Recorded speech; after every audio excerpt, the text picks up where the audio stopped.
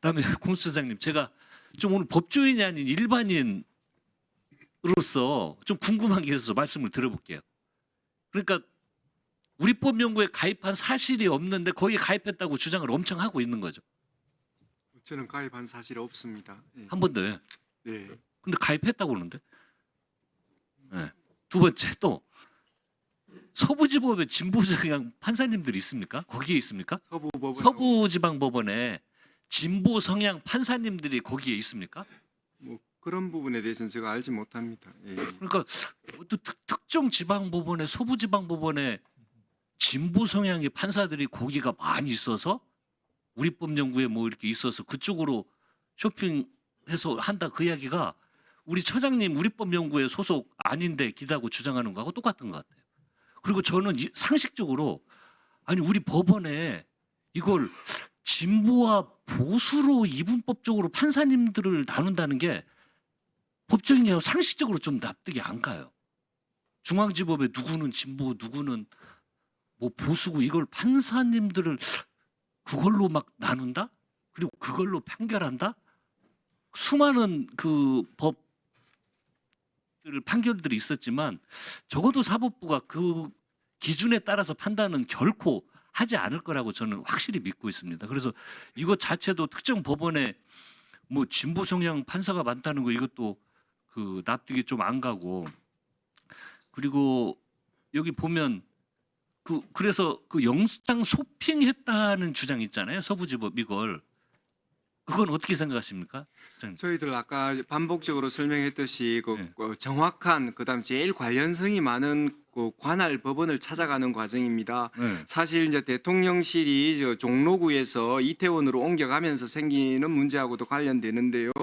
대통령실이 지금 종로구에 있을 때는 중앙법원 관할입니다. 네. 그런데 이태원으로 그다음에 관저가 또 글로 옮겨가고 나서는 지금 대통령실을 관할하는 곳이 서부법원이 되어버렸습니다. 네. 그러면 범죄지를 또 따질 것 같은데 지금 이 사건의 내란죄의 어떤 주된 범죄지는 국회와 그 대통령실 뭐 그 정도, 그 다음에 또 안양지원 관할인 중앙선관위 정도가 떠오릅니다. 네. 그래서 저희들은 이제 심판을 받는 입장에서는 관할이 어디가 지금 제일 문제가 없고 판사님이 관할을 시비를 걸지 않을 곳을 찾게 됩니다. 네. 그래서 중앙법원에 그 영장을 청구할 때는 마침 그 이상민 피의자가 있기 때문에 간신히 이제 관할이 생겼고요. 그 다음에 이제 개별적으로 군인에 대해서 할 때는 이 군인에 대해서는 군사법원으로 가야지 해서 군사법원에 영장 청구했고요. 그 다음에 또 김용현 피의자, 그 다음에 대통령에 대해서는 또 개별적으로 청구할 때는 당연히 그런 부분들이 관할이 문제가 예. 그러니까 범죄지와 그 다음에 주소지를 찾아서 예. 관할 법원에 신청을 한 것입니다. 그러니까요. 그러니까 그 근거 하에 그 공수처에서는 청구를 한 거잖아요. 근데 제가 궁금한 건 중앙지법에 영장을 발부하든 서부지법에서 영장을 발부하든 사법부가 판단해서 영장 발부한 거 아닙니까?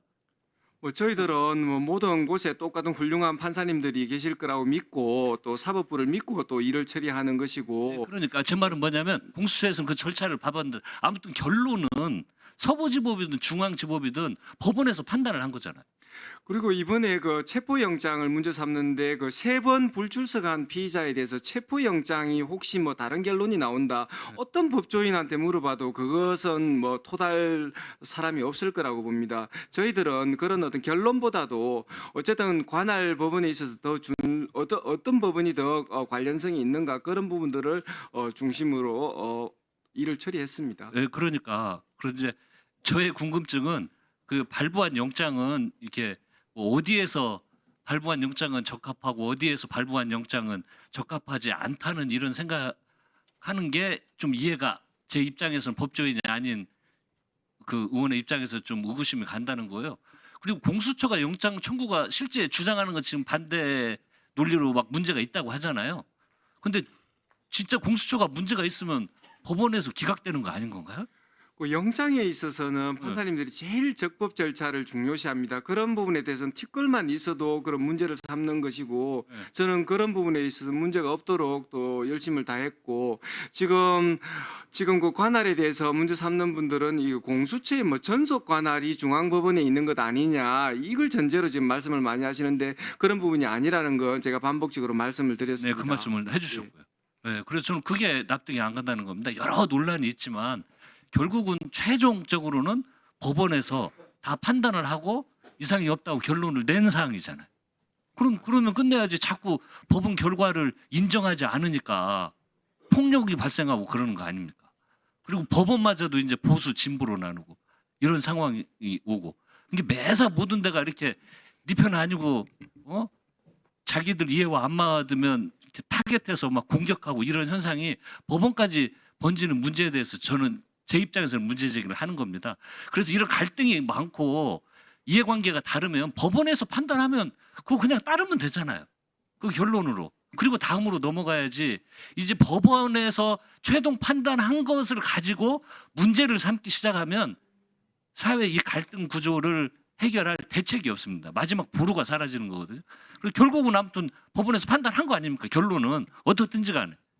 모든 그 분쟁의 최종적인 해결자는 이제 법원이라는 신뢰를 갖고 있습니다. 그런 부분에 있어서 인정을 하지 않고 또 체포영장의 어떤 정당하게 발부된 체포영장을 어떤 문제 삼는 것 자체가 법치주의를 훼손하는 그런 처사라고 생각합니다.